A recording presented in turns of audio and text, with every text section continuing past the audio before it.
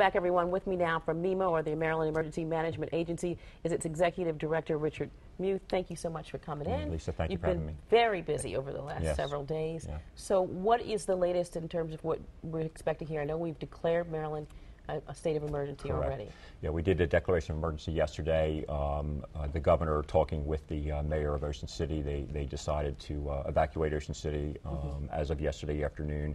There's some other evacuations going on the lower shore, different vulnerable areas there.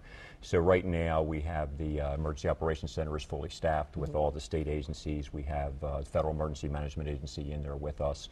Was just talking to the emergency manager from Ocean City as I was coming into the studio, so a lot of preparation right now. And what are you hearing from Ocean City right now? It's just starting to get some squalls through there, so we're starting to get some heavy rain.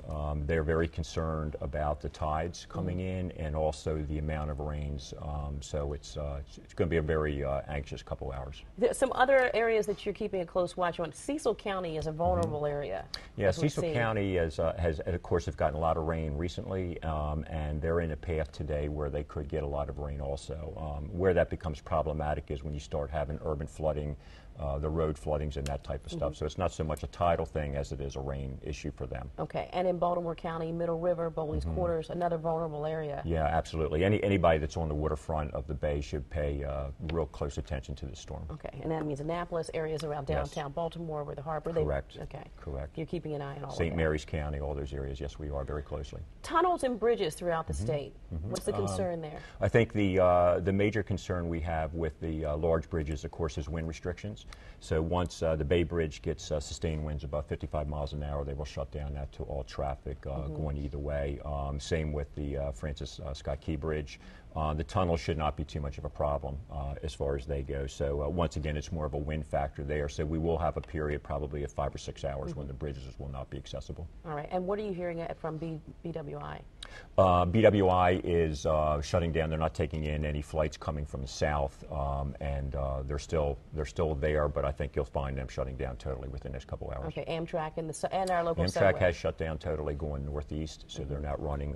The subways won't be affected right now as far as that, or light rail goes in Baltimore area. They should be fine right now. And we're going to have BGE in here a little later, but they're there with you at the command center. Yeah, we use the Public Service Commission, and they are outreach to all the providers, because we have 5 different providers in the state of Maryland for electricity. So they're there, and they provide our conduit to all the different agencies.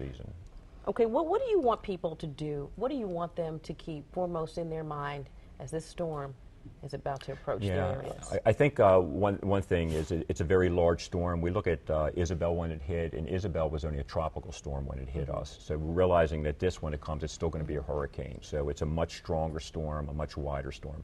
So the number one thing is obviously to watch it, watch your station, watch the path of the storm. Certainly don't go out when it's the most dangerous time of the storm passing. Make some good decisions.